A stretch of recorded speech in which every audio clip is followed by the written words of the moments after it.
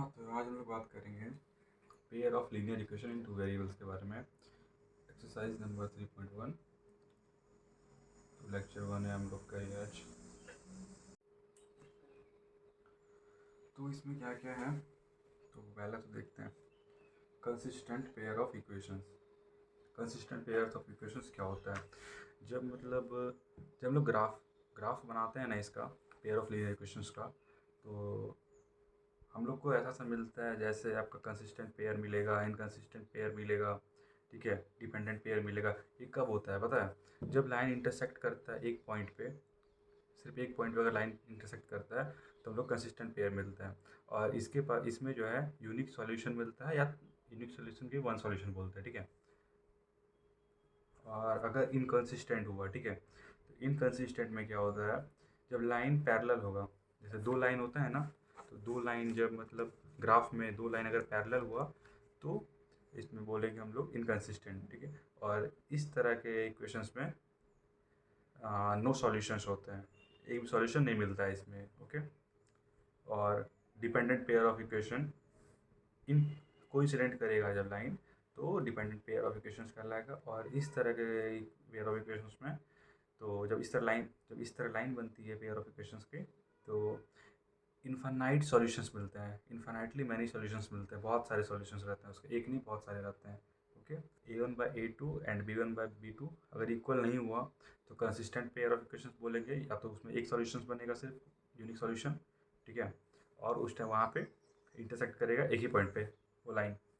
तो और A1/A2 is equal to B1/B2 and B1/B2 is not equal to C1/C2। अगर ऐसा रहा तो इनकंसिस्टेंट पेयर बनेगा और ये दो लाइन पैरेलल होगा, इसमें कोई नो सॉल्यूशंस आएगा, ओके। थर्ड, डिपेंडेंट, ये वाला जो है A1/A2 is equal to B1/B2 is equal to C1/C2। अगर ऐसा कुछ रहेगा तो इसमें आपका लाइन कोइंसिडेंट करेगा एक दूसरे से, और इसमें इन्फानाइट सॉल्यूशंस मिलते हैं, डिपेंडेंट पेयर ऑफ इक्वेशन बोलते हैं इसको, ओके। अच्छा, A1/A2 B1/B2 C1/C2, आखिर ये होता क्या है? A1 क्या होता है, B1/A2 क्या होता है? ऐसा देखो, जब हम लोग को इक्वेशन मिलता है ना, वो दो इक्वेशन होता है। एक तो इक्वेशन नंबर 1, एक इक्वेशन नंबर 2, ओके। तो x के आगे तो हम लोग कुछ नहीं रहता, हम लोग उसको 1 मानते हैं। x के सामने अगर कुछ नहीं रहेगा उसको 1 मानेंगे, ये 1 हो गया। तो ये इसको A1 बोलते हैं, इसको A2 बोलते हैं, B1 बोलते हैं, B2 बोलते हैं। अगर यहाँ पे कुछ और रहेगा तो C1 बोलेंगे, जैसे यहाँ पे यहाँ -20 है, C2 बोलते हैं इसको, ठीक है। तो ये अगर ऊपर है तो A1 हो गया, इसमें जो भी रहेगा यहाँ पे ना, A1 B1 C1 सब ऊपर रहेगा, ठीक है। ये नीचे वाला है, इसको बोलेंगे A2 B2 C2, ठीक है। A1 equal to 1, A2 equal to 3, B1 equal to -2 और B2 इक्वल टू 4। C1 यहाँ कुछ नहीं है तो 0, और C2 यहाँ पे है -20, ओके। ऐसा बना। तो पहला क्वेश्चन क्या है? From the pair of linear equation in following problems and find their solutions graphically, ठीक है।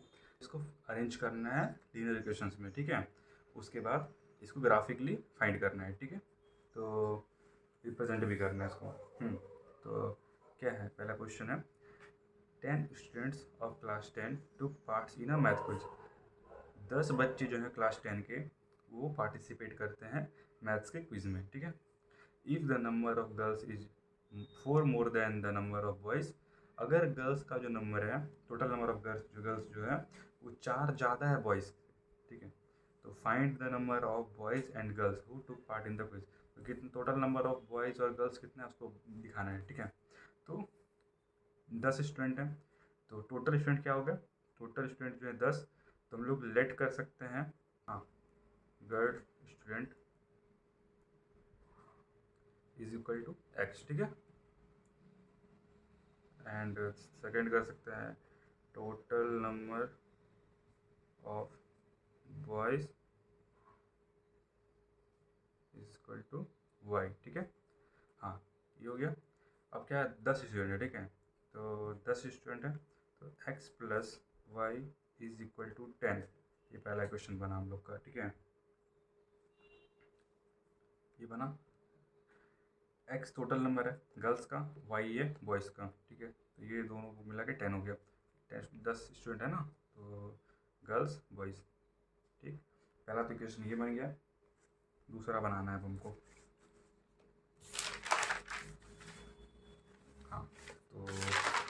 अब देखो क्वेश्चन क्या कहता है कि जो नंबर ऑफ गर्ल्स है वो 4 ज़्यादा है बॉयज़ से, ठीक है। नंबर ऑफ गर्ल्स 4 ज़्यादा है, ठीक है। नंबर ऑफ गर्ल्स क्या था, इसको एक्स बोलते हैं ना, एक्स। तो 4 ज़्यादा है ना बॉयज़ से, वाई प्लस 4, ओके। ये आ गया इक्वेशन 2। अब हम लोग को क्या करना है कि मतलब x is equal to 10 minus y हो गया। हम लोग टेबल बनाना है इसका, पहला तो टेबल बनाते हैं, रुको एक सेकेंड।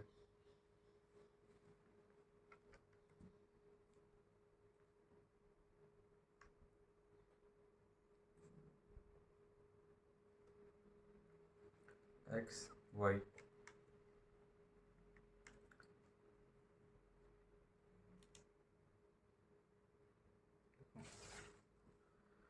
हाँ एक्स हम लोग का ये है, ठीक है।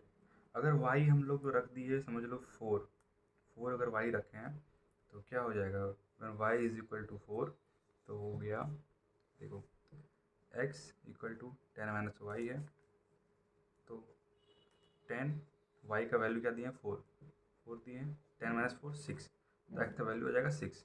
देन 5 लेते हैं, ठीक है।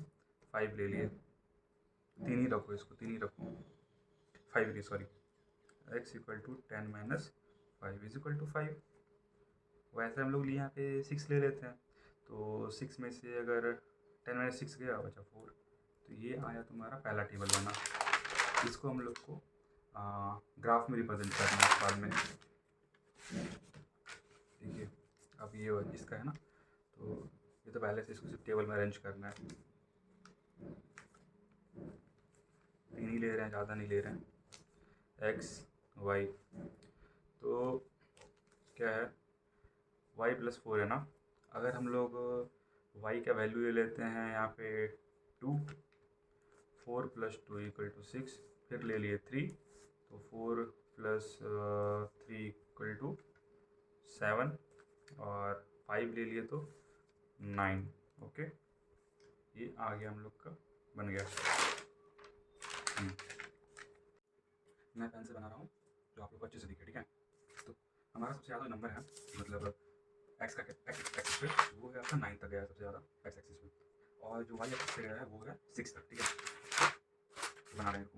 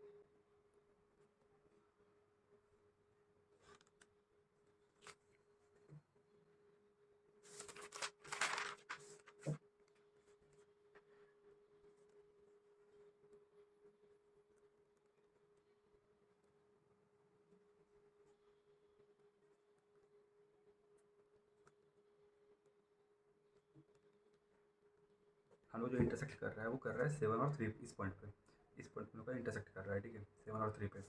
तो एक तो ये वाला एक्सिस हो गया पहले टेबल के लिए, दूसरा बन गया ये दूसरे टेबल के लिए, ठीक है। तो यहाँ पे इंटरसेक्ट कर रहा है, तो पॉइंट कौन सा है, 7 और 3। तो 7 और 3 क्या क्या है, एक्स का 7 है ना, तो एक्स का x equal to 7, y equal to 3 आ गया, ठीक है। बस यही आंसर यही आना था। तो हमारा आंसर ऐसे भी आ गया था। तो हमारा आंसर था x equal to 7, y equal to 3, okay. अब सिमिलर ये सेकंड क्वेश्चन है। सेकंड क्वेश्चन में क्या बोलते हैं, 5 pencils and 7 pens together cost 50 rupees, ठीक है। तो समझ लो पेंसिल्स को हम लोग ले लेते हैं, let pencil be x and let cost of one pencil be x and one pen be y, ठीक है। तो हम लोग को क्या क्या कंडीशन दिया है, अगर 5 पेंसिल और 7 पेन साथ में लेते हैं तो उसका दाम पड़ेगा 50 रुपीज़। तो 5x plus 7y is equal to 50 and then क्या है, 7 pencils plus 5 pens together cost 46। तो हो जाएगा 7x plus 5y is equal to 46। ये बना इक्वेशन 1, ये बना इक्वेशन 2, ठीक। तो अब क्या है, 5x plus 7y is equal to 50 है ना, सॉल्व करते हैं, ठीक है। तो 5x तो इधर रहा, तो उधर क्या क्या 50 माइनस 7y, देन फिर हो गया क्या x is equal to 50 minus 7y by 5, okay, यहाँ तक हुआ। अब देखो हम लोग को टेबल बनाना है, इस इक्वेशन का टेबल बनाना है। तो इसको कैसे बनेगा टेबल, ऐसे 5 ले लेते हैं, 5 क्लीन रहता है, ठीक है, 5 लेते हैं। तो क्या आएगा 50 minus 7 into 5 by 5 is equal to 50 minus 35 by 5, 15 by 5 is equal to 3। तो ऐसा हो जाएगा हमारा 3, ओके। देन क्या है 10 ले लेते हैं, ठीक है, 10 लेते हैं, 10 अगर लेते हैं तो क्या आएगा 15 minus 7 into 10 by 5 is equal to 50 minus 70 by 5 is equal to minus 20 by 5 is equal to minus 4, okay, -4 आया। अब देखो यहाँ पे हम लोग और कुछ ले सकते हैं, क्या ले सकते हैं, टू अगर लेते हैं तो 50 minus 7 into 0 by 5 is equal to 50 minus 0 by 5 बचा 10 आ गया। पहला तो ये क्वेश्चन बन, इसका मतलब ये बन गया। इसके बाद क्या करना है, दूसरा बनाना है ना इसके लिए। तो अब क्या होगा कि 7x plus 5y is equal to 46 है ना, तो x is equal to 46 minus 5y by 7 कर देते हैं, ठीक है। इसका टेबल ऐसे बनेगा यहाँ पे,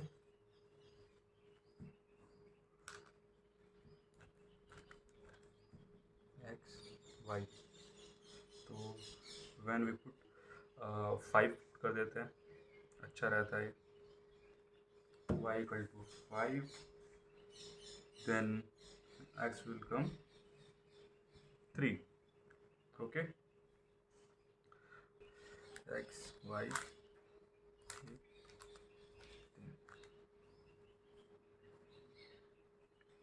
तुम लोग y इक्वल टू ले लेते हैं 5, ठीक है। जब y इक्वल टू 5 रहेगा तो मैंने किया था पहले इसलिए मैं बता रहा हूँ। तो इसका x का वैल्यू आ जाएगा 3 एंड जब ये अगर 12 रहेगा y इक्वल टू तो x का वैल्यू आएगा -2 एंड जब y का वैल्यू -2 रहेगा तो ये बचेगा 8, ओके, ये ख़त्म। अब इसको ग्राफ पे जैसे पहले वाले क्वेश्चन को ग्राफ पे प्लॉट किए थे ना वैसे ये कर लेना। अगर नहीं होगा तो फिर कमेंट कर देना, मैं बता दूंगा, okay.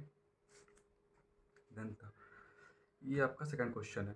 Okay, on comparing the ratios A1 by A2, B1 by B2 and C1 by C2, find out whether the line representing the following pairs of linear equations intersect at a point and are parallel or coincident. Okay, क्या बोल रहे हैं ना कि हम लोग को find करना है कि whether the line representing the following pair of linear equations, जो लाइन प्रेजेंट कर रहा है linear equations को, वो intersect at a point are parallel, जो इंटरसेक्ट कर रहा है वो पैरेलल है या फिर कोइंसिडेंट कर रहा है। ओके, जैसे बताया था स्टार्टिंग में ही कि A1 क्या होता है, A1 हो गया, B1 हो गया, C1 हो गया, ये ठीक है, A2 B2 C2, बट हम लोग को इसको लिखना पड़ेगा। ठीक है, तो इसको हम लोग लिख सकते हैं ऐसे, comparing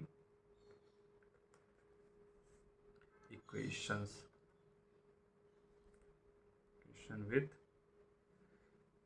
A1x B1y C1 equal to 0। Okay,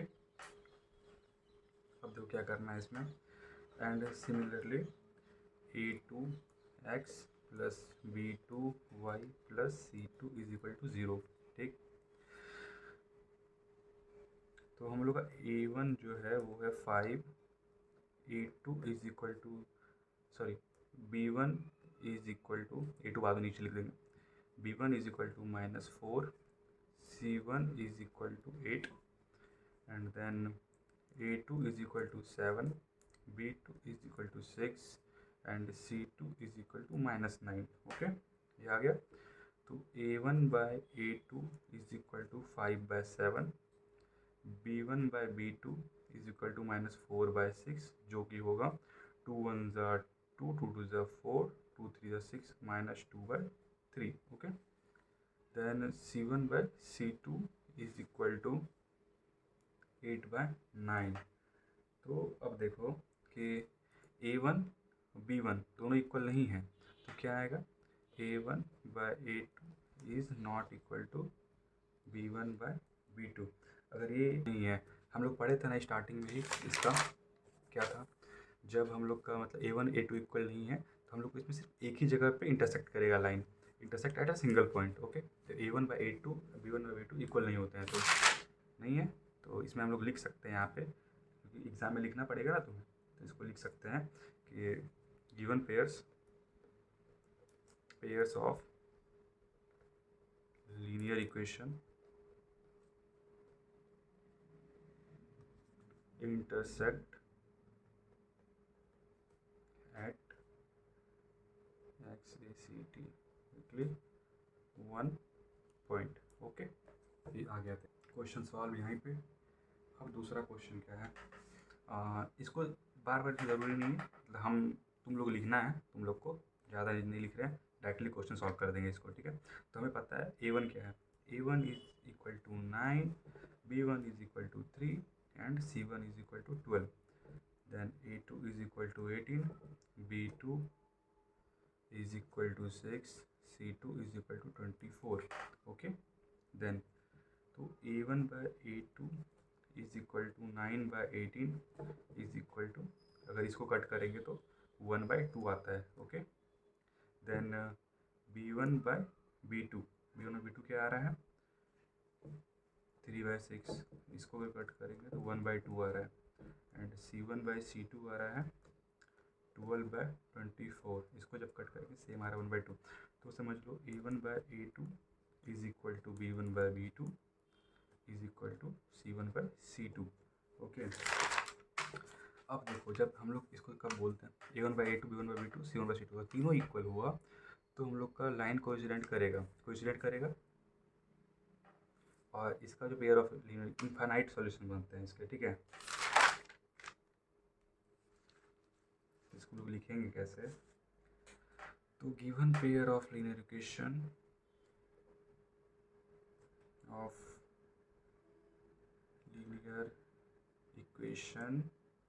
are coincident. Okay, coincide करेगा, जो दो लाइन्स रहते हैं ना वो कोइंसाइड करेंगे। ठीक है, सॉरी, 6th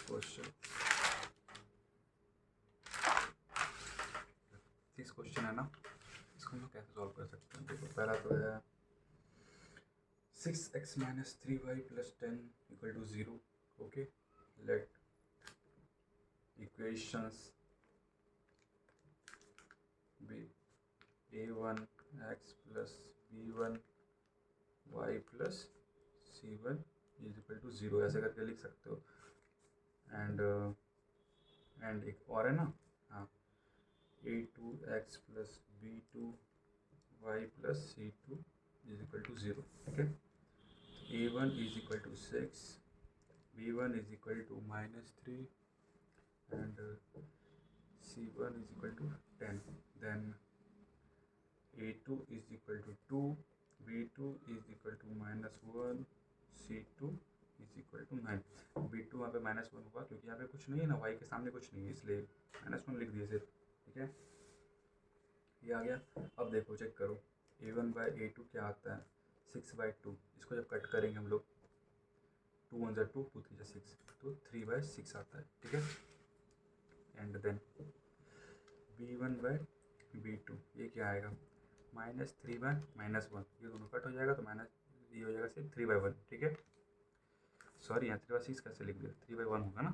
हाँ, and then c1 by c2 is equal to 10/9. तो इस कंडीशन में क्या होता है, a1 by a2 is equal to b1 by b2. ठीक है, but it is not equal to c1 by c2. ये दोनों इक्वल है और ये इक्वल नहीं है. इसमें हम लोग क्या क्या करेंगे, इसका पहले इसमें पढ़ाई को देखो. ऐसा कंडीशन को क्या बोलते हैं, इनकंसिस्टेंट बोलते हैं. ठीक है, और यहाँ पे जो लाइन रहेंगे वो पैरेलल रहेंगे. ओके, इसको लिखेंगे क्या, पेयर ऑफ इक्वेशंस